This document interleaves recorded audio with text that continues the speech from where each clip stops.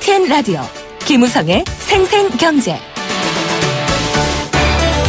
시청자 여러분 안녕하십니까? YTN 뉴스 FM 김우성 PD입니다. 정부의 세법 개정안 대폭적인 변화를 보여줬죠. 소득이라는 키워드가 역시 관통하고 있습니다. 소득 재분배 이야기인데요. 많이 버는 사람은 세금을 더 내라. 이른바 부자 증세가 핵심입니다. 법인세도 역시 최고세율을 이명박 정부 이전 수준까지 올렸습니다. 부자 증세라는 말 속에서 국민들의 조세 저항은 덜하겠지만 기대한 만큼의 효과와 또 전략은 있는지 한 번 더 따져봐야 할 것 같습니다. 전문가와 함께 이야기 나눕니다. 요즘 오전에 이 문자 받고 깜짝깜짝 놀라시는 분들 많으실 겁니다. 바로 재난경보 문자죠. 소리도 요란한 데다가 여러 명이 동시에 전화기가 울리기 때문에 놀랍니다. 바로 폭염 관련 경보주의보입니다. 이런 날씨에 더위를 피하기 힘든 환경에서 일하는 노동자들의 생명과 건강 어떨까요? 실제로 폭염 때문에 일하는 와중에 목숨을 잃는 노동자들도 많다고 합니다. 그런데 관련 대책, 법규는 허점이 많습니다. 전문가와 함께 이 문제 따져보겠습니다. 어제 부동산 대책 이후 시장은 어떤 표정일까요? 부동산 분석 또 시장에 대한 반응들 오늘 부동산 전망대에서 알아봅니다. 2017년 8월 3일 목요일 김우성의 생생경제 지금 출발합니다.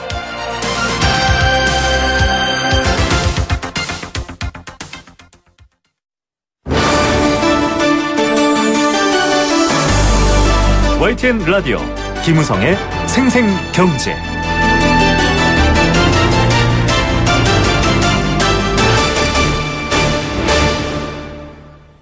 네, 첫 번째 생생 인터뷰입니다. 어제 정부가 2017년도 세법 개정안을 발표했습니다.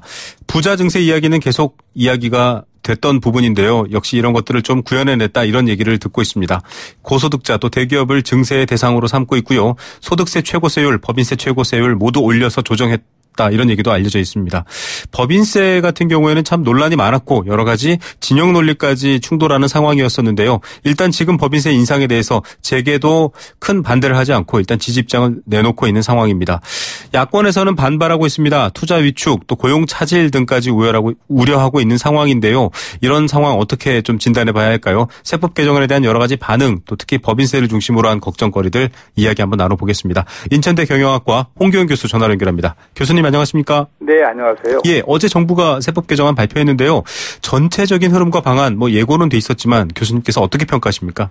네, 정부가 국가 과제 100개 과제를 발표하면서 178조 원의 돈이 필요하다 이렇게 이제 얘기했지 않았습니까? 네, 맞습니다. 그래서 이번에 그러한 재원 마련을 위한 방안 중에서 과거의 비과세 감면 축소 등 이런 방안으로 이제 재원을 마련했다 그러면 요번에 증세를 통해서 한다 하는 그런 측면이 이번에 전환점이다. 특히 초고소득자, 초대기업을 집중 타켓으로 했다.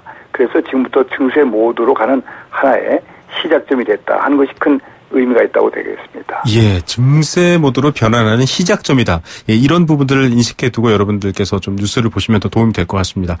이 법인세 같은 경우에는 과거에 굉장히 치열한 정치권 공방이기도 했습니다. 이명박 정부뿐만 아니라 사실은 김대중 정부, 노무현 정부 때도 조금씩 낮춰왔다 이런 얘기가 있었는데 25%로 다시 돌아갔거든요. 상향 조정됐습니다. 이게 올린 건 90년 이후에 28년 만이다 이런 평가도 나오고 있는데 법인세 부분은 어떻게 보십니까? 정부 발표문 보면은 세율 인상이란 말을 안 하고 세율 환원이라고 이렇게 이제 표시하더라고요. 네네네. 그래서 지금 그 전에 우리가 세율이 최근에 25%까지 갔었으니까 네. 22% 내린 거를 다시 올리겠다 이런 것을 얘기를 합니다만 네네. 그러나 최근에 국제에서는 이제 법인세가 상당히 이제 내리는 추세 아니지 않습니까? 네, 그렇습니다. 그런데 우리나라만 기업의 경영 환경이 좋아서 이렇게 세금을 올리는 건 아니기 때문에 네. 특히 재정 수요 측면에서 세금을 올리기 때문에 국제사회에서는 조금 투자 환경이 좀 악화되는 쪽이 아니냐 이렇게 신호를 주는 역할이 네. 될 수 있다 해서 조금 우려 섞인 그러한 의견들이 또 많이 나오고 있습니다. 예. 자, 이 법인세율 인상 일단은 지금 대놓고 좀 반대하는 분위기는 아닌 것 같아요. 재계에서도 당장 법인세 올리면은 투자 유치 안 된다, 기업 떠난다 예전에 이런 말 했었는데 지금은 그런 반응은 안 나오고 있더라고요. 좀 조심스럽게 보고 있다 이렇게 봐야 될까요?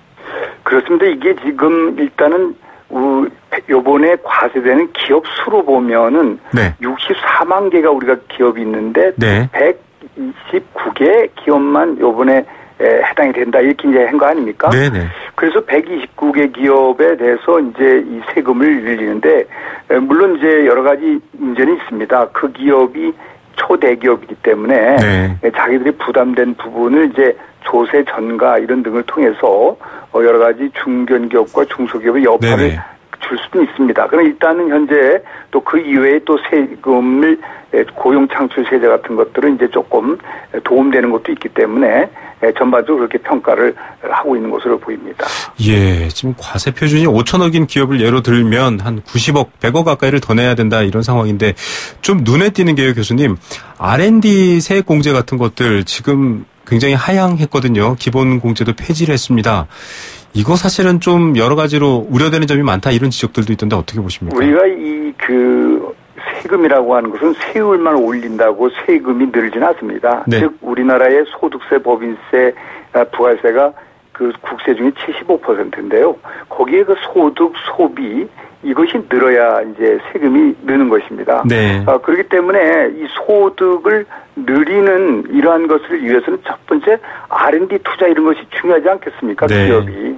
그런 기업에 대해서 투자를 하지 않는 기업과 투자한 기업의 거의 차이가 없는 정도까지 이렇게 하향 조정을 하는 것은 기업의 새로운 성장, 동력을 일으키고 유지하는데 조금 아쉬운 점이 있었다. 이렇게 볼 수가 있습니다. 예, 아쉬운 점 하나만 더 짚어봐야 될 것 같습니다. 물론 여러 가지 증세를 통한 새로운 사회 변화에 동력을 준다라는 정부의 의지나 취지에 대해서는 많은 분들이 반대를 하고 있지 않은데 그 말씀하셨던 것처럼 지금 사실 일자리에 대해서 세제 지원을 해주지 않습니까? 정규직 한 명 채용하면 1,000만 원 정도 이 세금을 빼주는 건데요. 고용 증대 세제라고 하는데 그렇습니다. 이게 사실은 투자가 되고 사업이 더 활성화돼야 사실 사람을 뽑는 건데 1,000만 원 세제 지원을 받기 위해서 사람을 뽑는다 이건 아닌 것 같고요. 이 부분은 좀 어떻게 봐야 될까요? 당연한 거죠. 이게 세금보다 내가 고용해서 나가는 돈, 그 월급을 준 돈이 더 많으면 세금 때문에 고용을 하진 않죠. 그 기업이 여러 가지 기업을 규모를 키운다든지 성장을 위해서 그 고용을 하는데 그럴 때 이제 세금을 깎아줘서 혜택을 받는 건 있습니다. 우리나라의 그 기업이 47.3%는 법인 기업이지만은 세금이 전혀 법인세가 없습니다. 아, 이게 약간 소득세도 이제 면세 구간처럼 좀 아예 세금을 낼 수준이 아닌. 그렇습니다. 여기도 많이 있어. 그런 경우, 그런 기업은 절반의 기업들은 이 고용을 하더라도 혜택을 볼 수 있는 그런 기회가 없습니다. 세금을 안 내니까요. 안 내니까요. 세금을 안 내기 때문에 자기가 고용한다고 세금을 줄여줘도 줄여줄 게 없기 때문에 돌려주는 방법은 없으니까요. 그래서 제한적인 효과만 있을 것이다. 특히 고용이 잘 된 여력이 있다는 것은 그 기업이 이제 잘 된다는 얘기죠. 잘 되는 기업들은 세금 혜택을 보는데 오히려 고용을 축소해야 입장에 있는 기업이라든지 그런 거는 전혀 안 되고 또 고용 그대로 현장 유지하더라도 그 혜택이 없는 등 조금 제한적인 효과가 있을 것이다. 이렇게 보고 있습니다.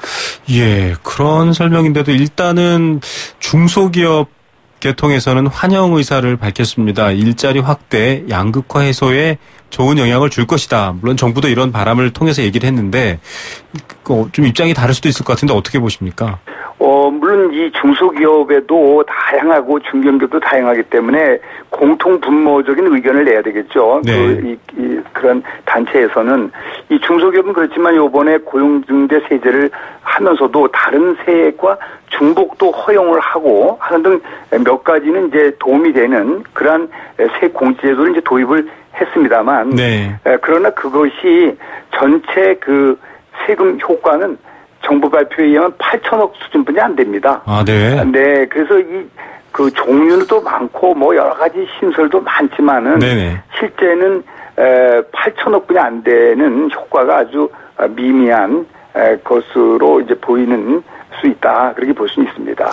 예, 이 효과에 대한 부분들, 실효성에 대한 부분들은 사실은 지금 진영을 막론하고 좀 제대로 됐으면 좋겠다라는 의지 때문에 말하고 있는데요.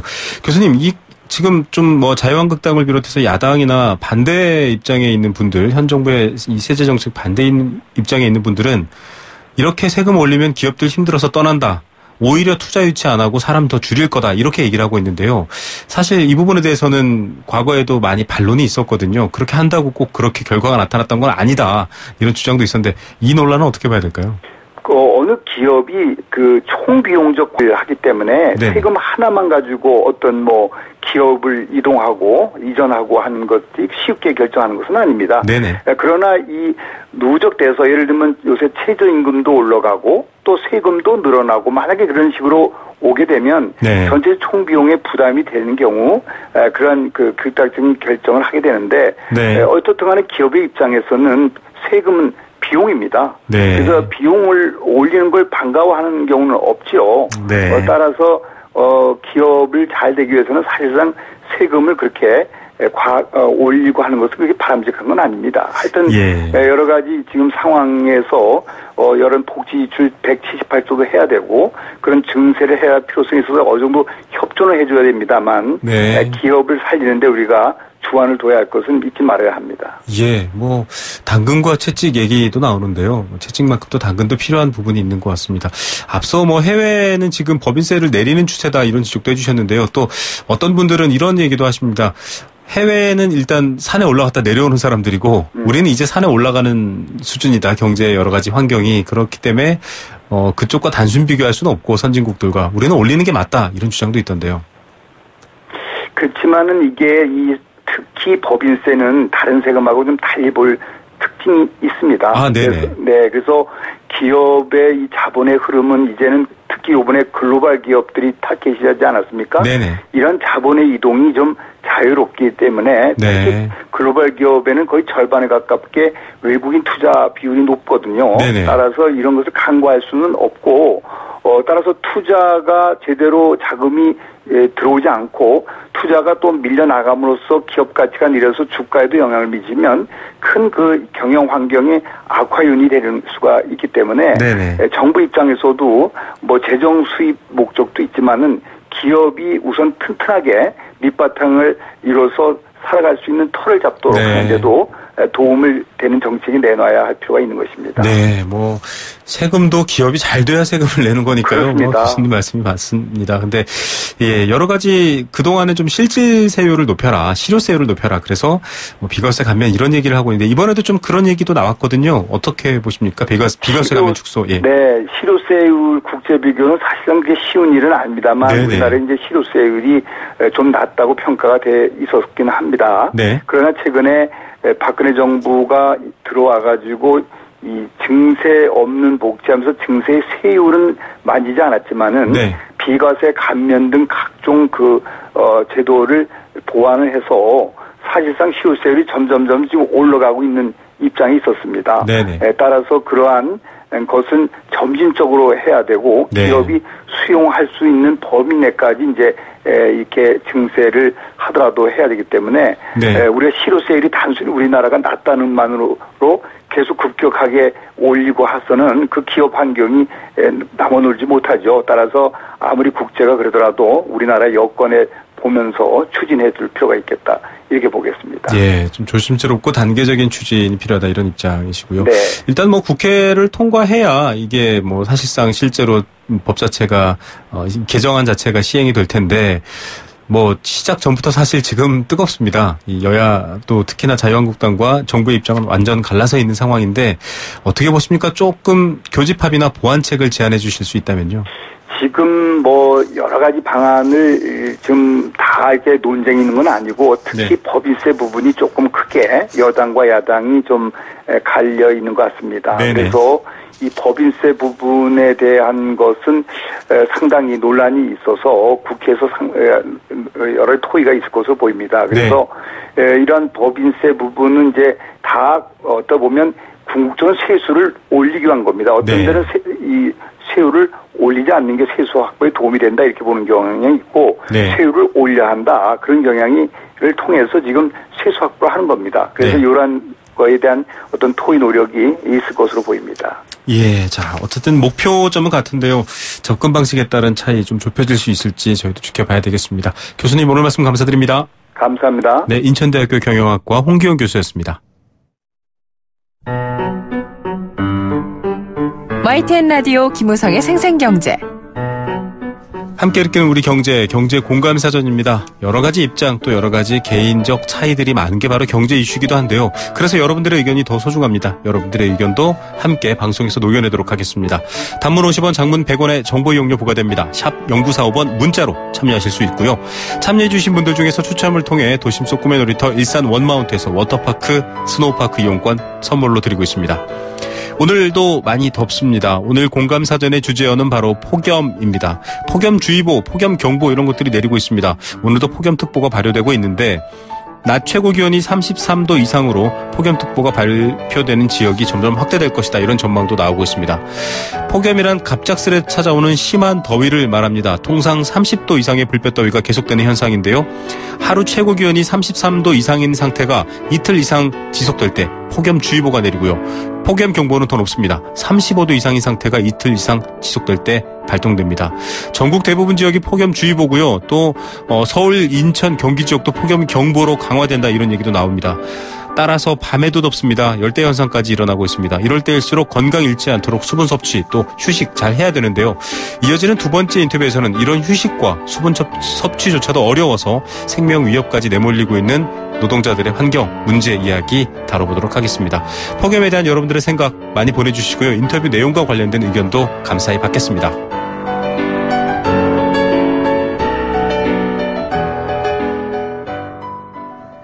네, 생생경제일부 포스코와 함께했습니다. 캠페인 2개 듣고 경제 톱뉴스 시작합니다. 네, 현재 시각 3시 27분 50초 지나고 있습니다.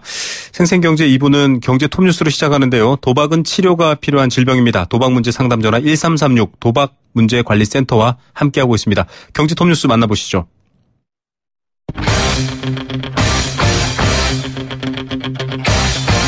지금 가장 뜨거운 경제 소식. 경제 톱뉴스. 네, 이 시각 주요 경제 뉴스입니다. 비즈니스워치 김신동 기자 연결합니다. 안녕하십니까? 네, 안녕하세요. 예, 부동산 대출 규제 강화 이야기 나오고 있는데요. 어느 정도 영향을 받을까요? 네, 이 정부가 부동산 대책을 발표하면서 이 투기 지역과 투기 과열 지구를 확대 지정했는데, 네. 40만 명 정도가 이 대출 금액이 좀 줄어들 것이라는 추산이 좀 나왔습니다. 아, 네. 예, 은행권에서 주택담보대출을 가장 많이 취급하고 있는 국민은행의 자료를 바탕으로 일단 분석을 한 건데 올해 하반기 예상되는 신규 대출자가 10만 8천 명, 이 가운데서 한 81%인 8만 8천 명 정도가 LTV나 DTI 규제 강화에 따른 영향권에 있다는 건데요.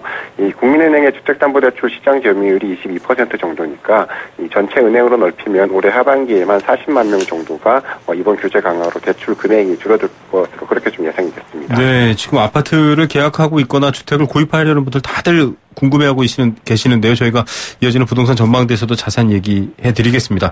실질적으로 금액이 많이 줄어드나요? 네, 그 대출 금액을 좀 평균적으로 보니까 지금은 1인당 평균 1억 6천만 원에서 1억 1천만 원으로 5천만 원, 그러니까 31% 넘게 좀 줄어들 것으로 예상이 됩니다.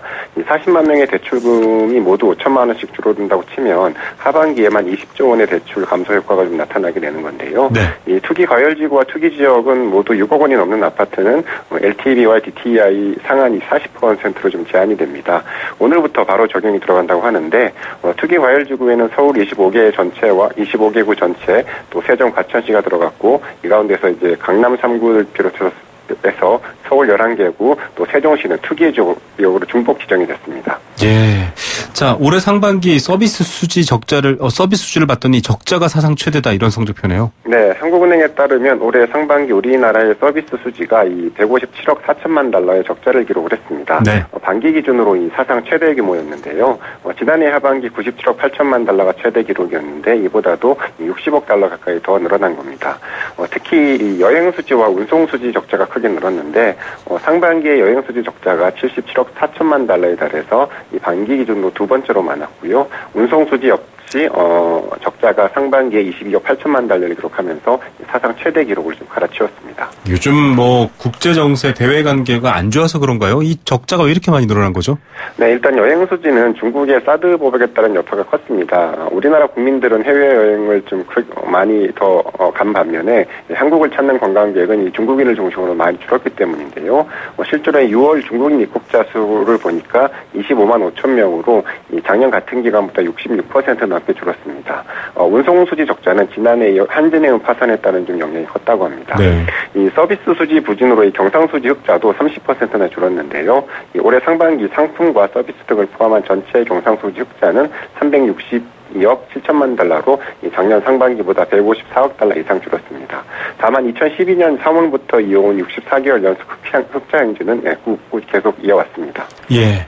자, 부동산 정부가 칼을 댈 만큼 계속 상승세였는데 고소득자, 돈 많으신 분들은 보니까 여러 가지 소득이라든지 수익이 좋았다 이런 결과가 나왔네요. 네, 이 통계청에 따르면 올해 1분기에 상위 20%를 뜻하는 소득 5분위 가구의 이 월평균 사업소득이 142만 5천 원을 기록했습니다. 1년 전보다 8.4% 늘어난 건데 2010년 3분기 9.9% 이후에 7년 만에 가장 큰 폭으로 좀 늘어난 겁니다. 이 소득 상위 20%의 사업소득은 지난해 2, 3분기에는 연속으로 좀 뒷걸음질을 했는데요. 이 4분기에 좀 증가세로 돌아서더니 올해 1분기에는 좀 큰 폭으로 늘어난 겁니다. 이 사업소득은 임대소득처럼 이 사업을 통해서 얻는 소득을 말하는데 부동산 경기가 좀 좋아지면서 임대소득이 좀 큰 폭으로 늘어나는 데 따른 영향으로 좀 풀이가 되고 있습니다. 네, 상위 20%라고 한다면 또 그 다른 분위기에 계신 분들하고는 격차가 더 벌어지는 건가요? 네, 맞습니다. 올해 1분기에 소득 5분위 가구의 월평균 전체 소득이 이제 929만 원으로 1년 전보다 2.5%가 늘었는데요. 이 사업소득 외에 근로소득이 2.4%, 또 재산소득은 37% 넘게 늘었습니다. 네. 이 반면 같은 기간에 이 소득 1, 3분위, 그러니까 이 소득 하위 60%의 이 중저소득 계층의 소득은 모두 줄었고요. 4분위 같은 경우에는 0.31% 찔끔 늘었는데 상위 20%의 소득만 상대적으로 좀 크게 늘어난 겁니다. 특히 하위 20%인 이 소득 1분위 가구의 소득은 139만 8천 원에 그쳤는데 고용시장 한파가 계속된 영향으로 이 근로소득이 5분기 연속 좀 줄어든 영향이 컸습니다. 올해 1분기 전체 가구의 월평균 소득은 459만 3천 원이었는데요. 이 사업과 재산소득은 늘었는데 근로소득은 7년 만에 처음으로 좀 감소했다고 합니다. 예, 양극화 문제에 부동산이 꽤 일조를 하고 있나 이런 의문이 드는군요. 리콜 건수가 많이 늘고 있네요. 네, 리콜은 이 결함 때문에 물품을 수리를 해주거나 교환 또는 환급해주는 걸 말하는데 공정거래위원회에 따르면 지난해 리콜 건수가 1,603건에 달했습니다. 리콜 건수는 지금 계속 늘고 있는데요. 2006년에는 134건에 불과했으니까 10년 만에 10배 이상 늘어난 겁니다. 이 형태별로 보면 행정기관 리콜 명령은 줄고 있는데 사업자들의 자진 리콜은 점차 늘어나는 추세를 보이고 있는데요. 요즘에 이제 소비자 안전에 대한 이 관심이 좀 높아지다 보니까 기업들이 이제 긍정적인 이미지를 위해서 자발적인 리콜을 그만큼 많이 하고 있는 것으로 좀 그렇게 풀이가 되고 있습니다. 네, 어떤 물건들이 주로 많이 리콜되고 있나요? 그 공산품이 전체의 39% 정도를 차지했고요. 식품과 자동차, 의약품, 화장품 등이 그 뒤를 이었습니다. 이 증가세가 가장 가파른 품목은 화장품이었는데 식약처와 소비자원이 적극적으로 리콜 조치를 한 결과 전년보다 무려 370% 넘게 늘었습니다. 자동차도 1년 전보다 20% 가까이 늘었는데요. 특히 최근에는 사업자 자진 리콜이 많다고 합니다. 정부는 내년까지 리콜 제품 유통 차단을 좀 강화를 하고 또 리콜 정보에 대한 접근성을 높이는 등의 제도 개선에 나설 예정이라고 합니다. 네, 소비자에 대한 이익이 좀 더 많이 보장되면 좋겠습니다.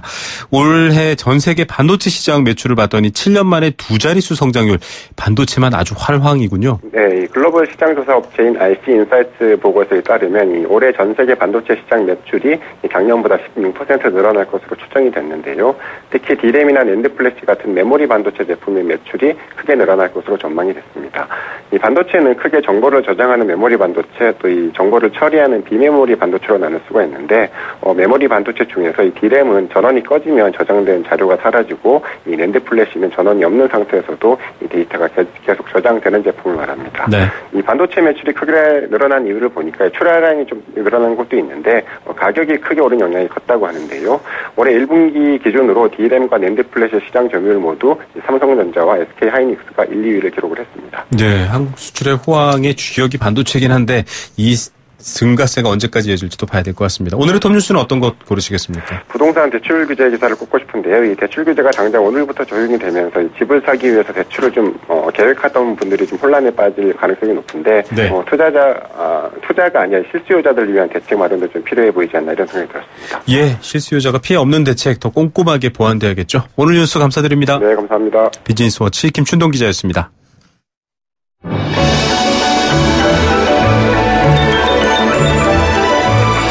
오늘의 경제를 들여다보는 시원한 창. YTN 라디오 김우성의 생생경제 생생인터뷰. 네, 방송에서 이 소리를 한번 들려드릴까 했는데요. 사실 행정안전부, 행정자치부가 이걸 보내지 않으면 들려드릴 수가 없는데 바로 폭염 경보 문자인데요. 깜짝깜짝 놀라실 겁니다. 굉장히 큰 비품이 나고요. 여러 사람의 핸드폰에서 동시에 울리죠. 아침부터 푹푹 찐다는 날씨, 단지 생활의 불편함이나 건강상의 부담이다라고 한다면 개인적으로 요령껏 견디고 피할 수 있겠는데요. 일을 그런 환경에서 해야 된다라는 분들은 어려울 겁니다. 생계가 걸려있기도 하고요. 일 자체가 여러 사람이 엮여있는 일이기 때문이죠. 아스팔트를 포장하거나 도색하는 작업, 또 공사 현장, 대형 식당 마찬가지입니다. 노동자들의 생명, 건강을 위협하고 있다고 하는데 제도적으로는 이런 위험에 대해서 대비하거나 또 여러 가지 지켜주는 게 있을까요? 아직은 권고 수준인 경우가 많고요. 그나마도 자율적으로 지켜야 되기 때문에 유명무실하다 이런 얘기도 많습니다. 작년에만 온열 질환으로 고통받은 사람이 2,000명이 넘고요. 또 더위를 견뎌야 생계를 이어가는 사람들 정말 목숨을 내놓고 있기 때문에 실제로 목숨을 잃는 경우도 있다고 합니다. 이 정도면 좀 대책을 세워야 될 것 같은데요. 어떤 점을 고민해 봐야 될지 노동환경 전문가와 이야기 나눠봅니다. 일과 건강의 현재순 기획국장 연결합니다. 안녕하십니까? 네, 안녕하세요. 폭염 재난 문제도 놀라지만 사실 폭염 자체도 놀라운 수준입니다. 밖에 나가면 굉장히 놀라거든요. 네네. 이런 날씨에 건설 현장 같이 이렇게 더위를 감수하고 일하는 노동자들 좀 위험하고 힘들 것 같은데 어떤 상황입니까? 네, 지금 건설 노동자들이 어떻게 보면 제일 폭염에 무방비 상태로 일을 하신다고 볼 수 있는데요. 네. 언론에 이제 폭염주의보 33도 이상, 네. 폭염 경보 35도 이상, 이면 이제 주의보를 발표를 해서 조심할 것을 권고하고 있잖아요. 네. 근데 이게 건설 노동자들은 이제 생계가 걸렸기 때문에 어쩔 수 없이 일을 해야 되는 상황이라서 네. 이게 이제 법적으로 뭔가 이게 제재가 되어지지 않으면 네. 자발적으로 하기가 어려운 그런 상황입니다. 그래서 예. 올 6월 기준으로만 해도 금방도 사회자님도 온열 환자가 한 2,000명 발생하셨다고 네네. 했는데 조사에 의하면 17분이 이 고열로 인해서 온열 질환으로 인해서 사망한 것으로 나타나고 있거든요. 네. 네, 그래서 상황은 심각하다고 보겠습니다. 예, 참 이 정도면은 자율적으로 지켜진다라고 하는데 사실 저도 대학 시절 공사 현장 아르바이트를 했는데요. 39도 이럴 때도 일을 했던 경험이 있습니다. 젊은 사람들이야 괜찮겠지만 지금 얘기하신 것처럼 이런 건설 현장에 나이 드신 분들이 많아서 더 위험할 텐데 이 정도면은 건강이나 생명 문제이기 때문에 거의 산업재해 수준 아닌가 이런 생각도 들거든요. 예방하거나 네. 이런 제도 같은 보완책 없나요? 일단은 이 법을 좀 잘 알아봐야 되는데요. 네네. 이게 이 사업장의 노동자들의 이런 안전과 보건과 관련된 법이 우리나라에 산업안전보건법이라는 게 있어요. 네네. 이 법에 고열 작업이라는 온도에 의한 건강장애 예방이라는 보건 기준에 관한 안전보건 기준에 관한 규칙은 있습니다. 네, 있는데 그 법으로 고열 작업이라고 하는 것을 이렇게 정해놨어요. 네. 예, 열경련, 열탈진, 열사병 이런 거 있지 않습니까? 네네네. 이걸로 이제 건강장애 유발이 될 수 있는 것을 이제 고열 작업이라고 하는데 네. 그 고열 작업을 한 13개 정도로 이제 이게 딱 명명을 해놓은 겁니다. 관련 일이 13개밖에 안 되는군요. 그렇죠. 네. 근데 거기에 이 가장 노출이 심한 네. 건설 노동자들에 관련된 그런 공정이나 업종이 해당되는 게 없어요, 네. 현재. 그러니까 네. 법으로는 굉장히 잘 돼 있습니다. 고열 작업에 예를 들면 용광로 작업하시는 네. 분들이나 정말 이게 열을 이런 폭염이나 이런 게 아니라 실제 열을 다루는 그런 작업 있지 않습니까? 네. 그런 분들에 대한 이제 여러 가지 온도 조절, 그다음에 휴게 시설 설치, 소금, 음료수 등의 비치 이렇게 구체적으로 네. 보호구 지급이 구체적으로 되어 있습니다. 그런데 네. 문제는 이제 지금 말씀하신 그냥 외부에 일을 하시는 진짜 폭염에 의한 네. 사망까지도 이룰 수 있는 이 폭염에 의한 거에서는 건설 노동자들이나 네. 식당에서의 일하시는 분들이나 이런 분들이 네. 다 이 업종에서 빠져 있기 때문에 지금 문제가 되는 거예요. 그렇다 보니까 이 안전보건공단 고용노동부에서 별도의 네. 권고 지침을 내서 여름철 폭염 대비 근로자 건강보호 대책이라는 네네. 이런 그냥 권고 수준의 대책만을 내놓은 상태인 게 문제인 거죠, 지금. 예, 저희도 이 내용 취재하면서 사실 좀 피해 사례에 대한 실태조사 이런 것들을 찾아봤는데 네. 나온 게 없습니다. 말씀하신 것처럼 사실 사각지대에 있는 분들이 더 많아서 그렇고요. 네네. 식당에서 국 끓이시는 맞아요. 분들 40도까지 견디면서 국을 끓인다고 하는데 건설 현장도 마찬가지고요. 네네. 이 정도면은 뭐 사실 법원에서도 산재 판례를 내린 것도 있고 건설 현장에 대해서 좀 대비를 해야 될 것 같아요. 왜냐하면은 작년도 그렇고 올해도 그렇고 사실 이제 폭염이 갑작스럽게 우연히 찾아온 위험이 아니라 좀 예측 가능한 수준이지 않습니까?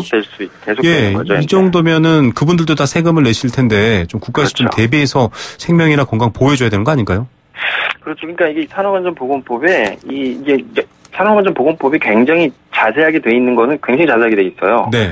그래서 이제 이 고온과 관련돼서도 고온의 노출 기준이 되어 있는데 경작업, 중등작업, 중작업 뭐 이런 식으로 나눠가지고 매 시간 몇 %를 작업하고 몇 %를 휴식해라 이런 거가 나와 있거든요. 근데 거기 보면은 이제 뭐 중등 작업 같은 경우가 물체를 들거나 밀면서 걸어 다니는 일 등을 뜻함. 그래서 뭐 시간당 몇 칼로리 열량을 소비하는 작업이 구체적으로 돼 있어요.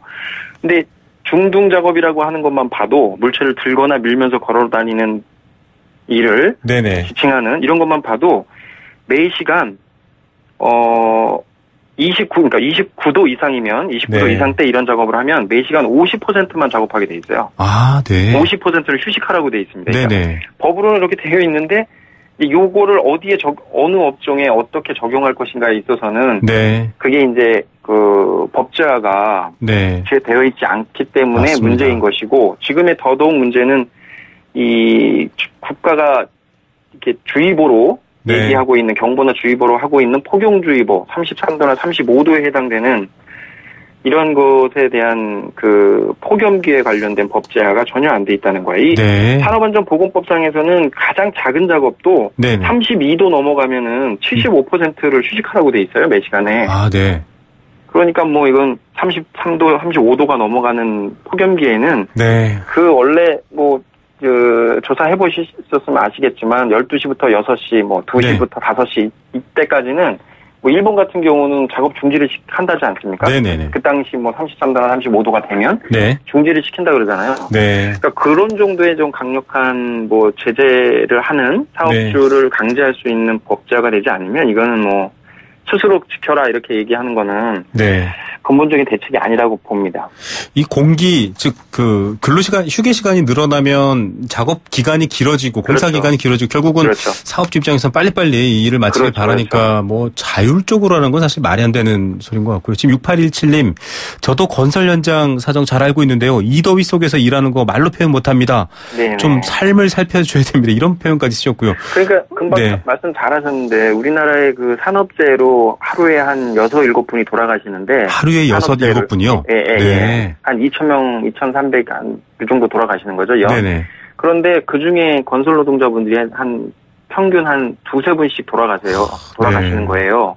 그런데 그 2, 3분씩 돌아가시는 건설 현장에 대한 어떤 제재를 할 수 있는 게 잘 법제화 안 돼 있는데 가장 중요한 게 말씀하신 빨리빨리 문화가 여기에서도 공사기간 단축으로 인한 안전조치 미흡, 그다음에 그런 공사 대금에 있어서의 안전보건에 쓰여야 될 비용을 뭐 다른 데 쓰면서 공사기간을 단축하기 위한 그런 게 있다 보니까 이제 처음부터 이 안전이나 보건이나 노동자들의 생명을 건설 노동자의 생명을 지키기 위한 그런 시작점이 안 돼 있다는 거죠. 결국은 지금 생명보다 돈이 더 대접받고 있는 상황이기 때문에 이런 말도 안 되는 일이 벌어집니다. 9246님은요. 저는 지금 개인 택시 몰고 있는 기사입니다. 예, 안전운전 하시고요. 차 안에는 냉기, 차창에는 열기. 저는 더 어렵다라고 하셨습니다. 예, 정말. 그것도 그거 나와 있습니다. 그러니까 실내와 실외의 온도를 5도 이상 차이나게 하지 마라. 뭐 이런 내용도 있긴 있어요. 참 산업안전보건법이 어디에 적용되는 법인지 궁금하고요. 말씀하신 것처럼 이게 강제적으로 법제화해서 좀 지켜지도록 하지 않으면 안 될 텐데 정부가 일단 뭐 물, 그늘, 휴식 이게 3대 대응 원칙이라고 합니다. 고용노동부도 단속 중이라고는 하는데요. 또 알고 보면은 지금 지역 구청 같은 데서 얼음조끼 지급하는 이런 식으로 대응하는 수준밖에 안 됩니다. 당장 뭐 그 일하시는 분들 다 한 집안의 어머니, 아버지 또 자녀들이지 않습니까? 뭐 생명 건강이 제일 소중한데 어떤 좀 조치들을 눈에 띄게 시행해야 될까요? 그러니까 지금 뭐 요 관련돼서는 이제 주장하시는 분들 뭐 그 노동조합의 민주노총이나 관련된 산업에서 일하시는 분들이 주장하는 거는 폭염기에 이제 휴식제를 법제화하자. 방금 말씀드렸던 것을 뭐 외국 사례도 좀 조사하고 우리 현실에 맞게 어쨌든 법제화를 해서 실시할 수 있게 하고 그걸 지키지 않았을 때 사업주에게 불이익에 갈 수 있는 과태료나 벌금을 매김으로써 뭔가 지킬 수 있는 강제 조치가 있어야 되지 않느냐. 이게 감독관이 감독하는 건 한계가 있거든요. 우리나라 감독관 수도 적지만 그거를 다 감독한다는 건 어렵기 때문에 그거 하나랑 또 하나는 이 많은 산업재의 또 중요한 문제이긴 한데요. 우리나라의 산업안전보건법에 작업 중지권이라는 게 있어요. 그러니까 이제 위험 발생이 이제 느껴지면 작업을 중지하고 대피를 한다거나 뭐 기계를 세운다거나 할 수 있는 작업 중지권이 들어있긴 한데 이게 대피권만 있지 이게 그 재해자가 실질적으로 중지를 시켰을 때 사업주가 이제 뭐 해고를 하거나 손해배상을 청구한다거나 이런 부분이 많기 때문에 스스로 작업 중지나 대피하는 일을 못하는 거거든요. 그래서 이제 많은 사고가 일어나는 건데 이것도 마찬가지지만 이제 작업을 중지할 수 있는 스스로의 뭐 느껴질 거 아닙니까? 여러분들도 이렇게 바깥에서 하시거나 이렇게 하실 때 열사방이나 이런 게 느낌이 오는 것처럼 모든 위험은 감지를 할 수가 있거든요. 그 감지되었을 때 작업 중지할 수 있는 것을 보장해 주는 거 이런 게 이제 좀 뭐 제도화되는 측면에서는 필요하다고 보고요. 전반적으로는 이제 사회적 인식과 문화 확산이 좀 돼야 되겠죠. 이게 노동자들의 어떻게 보면 이 건강과 생명이 약간은 천시되고 뭐 일하다가 뭐 산업재해 당할 수 있는 거 아니야? 뭐 산업혁명을 위해서는 뭐라고 그러죠? 우리 경제개발 뭐 이렇게 경제성장을 위해서는 옛날부터 그렇잖아요. 경제성장을 위해서는 뭐 희생이 좀 필요하다. 이런 생명을 좀 천시하는 그런 인식이 좀 문제가 아닌가 싶습니다. 지금 뭐 많은 분들이 의견 주고 계신데요. 생명과 건강보다 소중한 게 있을까요? 이 부분에 대한 대책도 좀 정부가 새롭게 세워주셨으면 좋겠습니다. 오늘 말씀 감사드립니다. 마지막으로요. 이게 마지막이면은 그 마지막으로 말씀드리고 싶은 거는 이 노동자들의 안전이 어떻게 보면 이제 시민의 안전까지 책임지는 그런 흐름으로 지금 우리 사회가 많이 바뀌고 있어요. 여러 대형 사고를 거치면서 그래서 노동자의 안전이 곧 시민의 안전이고 노동자가 안전해야 시민과 지역이 안전해질 수 있다라는 이런 인식을 우리 청취자분들을 포함해서 나같이 이렇게 좀 가져줬으면 하는 방향입니다. 버스 기사의 과로가 시민들의 사고까지 오는 거 보셨죠? 그 안전에 대한 메시지 확인됐으면 좋겠네요. 감사합니다. 고맙습니다. 일과 건강 노동환경연구소 현재순 기획국장이었습니다.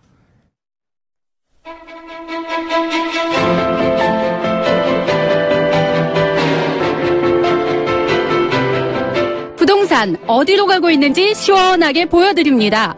생생경제 부동산 전망대. 부동산 이슈는 이제 부동산 이슈가 아니고 한국 경제, 한국 가계부채, 한국 소득의 이슈가 되고 있는 것 같습니다. 어제 정부 대책 이후로 좀 시장 분위기는 어떤지 또 실제로 관련 리서치 또 관련 매체의 입장은 어떤지 좀 현장의 표정들을 알아보는 시간이면 좋겠는데요. 리얼투데이 장재현 팀장 연결해서 얘기 들어봅니다. 안녕하십니까? 안녕하세요. 자, 어제 파리 부동산 대책 이런 제목으로 지금 기사가 달리고 있는데 뭐 반응이 제각각입니다. 이거 뭐 단기적인 억제책일 뿐이야 이렇게 얘기하는 것도 있고요. 다주택, 투기 세력은 확실히 잡겠다 이렇게 보는 시각도 있고요. 지금 현장이나 업계의 사정들을 좀 가까이서 보고 계실 텐데 어떤 표정입니까?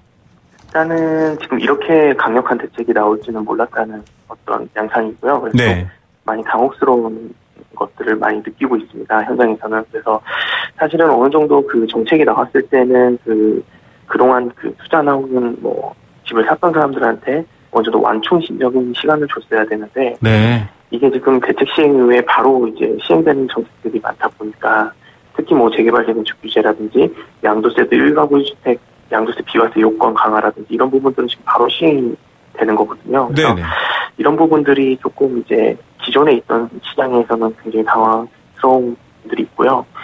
특히 이제 아무래도 이제 재건축 재개발 시장 같은 경우에는 아무래도 그 조합원 지위 양도 제한이라든지 또 어떤 조합원 분양권 전매 제한, 또 반대로 얘기해서 그 분양 아파트 같은 경우에는 이제 분양권에 대한 양도소 수수료를 이제 50% 정도 그 양도세를 내야 되기 때문에 이제는 이제 그런 부분들이 언제 이제 매도 타임을 잡느냐에 대한 어떤 눈치 게임이 빠르게 이루어지고 있는 것 같습니다. 그래서 매물을 내놔보기도 하고 또 매물이 얼마 정도의 매물이 나왔는지 알아보기도 하고 뭐 이렇게 좀 분주한 상황이 아닌가 이렇게 생각이 되고 있습니다. 예, 뭐 예상 못할 만큼의 강도 이런 평가에 대해서는 좀 비슷한 얘기인 것 같은데 좀 비판적인 입장이신 분들, 지금의 부동산 대책에 대해서 좀 우려가 많으신 분들은 안 그래도 좀 시장의 하방 압력이 강하다, 뭐 부동산 가격이 떨어진다라는 것보다는 거래 자체가 줄어들고 급냉되면 결과적으로는 또다시 뭐 마치 스프링 효과 같이 좀 안 좋을 수도 있지 않습니까? 기저 효과라는 게 작용하게 될 테니 이거 좀 더 시장을 왜곡하는 것 아닌가 이런 우려도 있던데 어떻게 보십니까?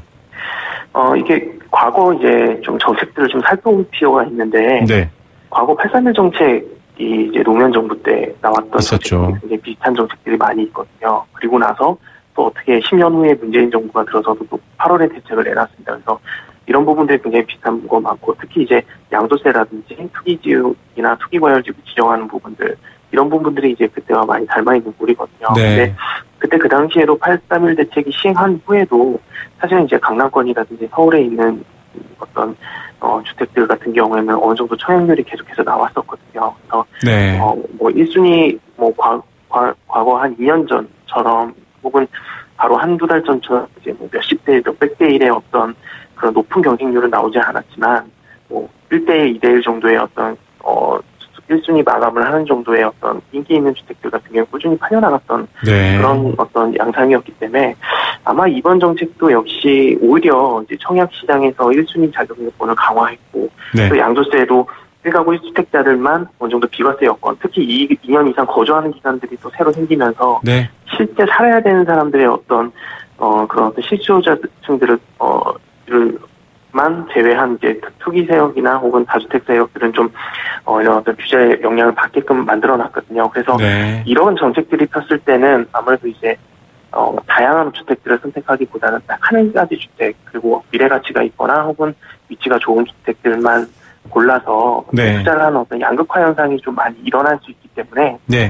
앞으로 양상도 아마 이제 청약 통장을 가진 분들이나 이제 청약 가점이 좀 높은 분들 같은 경우에는 이제 과거처럼 이제 좀 잘 되는 지역들로 혹은 잘 될 것 같은 지역들, 서울의 어떤 모든 지역들 넣기보다는 아무래도 서울에서 알짜 지역이나 이 지역은 분명히 어느 정도 미래 가치가 있다라고 생각되는 부분들만 사람들이 몰리게 되면 어떤 양극화 현상이 더 심화되지 않을까 이렇게 보고 있습니다. 예, 뭐 실수요자에 대한 질문도 지금 뭐 답변을 다 해주셨는데 걱정되는 게 사실 이렇게 몰려서 그 지역이 높아지면 이른바 좀 선두 효과라고 해야 될까요? 결국 강남 집값을 잡느냐가 관건인데 그거 못 잡으면 주변 지역에서 결국은 못 잡게 되는 거 아닌가 이런 우려가 있거든요. 네네. 이게 일단은 강남 지역만 지금 놓고 보기에는 이제 시장 자체가 전반적으로 다 살아있는 시장이었고 또 과거와 좀 다르게 재건축 시장뿐만 아니라 분양 시장이라든지 오피스텔 시장 여러 어떤 상품들에 대한 인기들이 많았었거든요.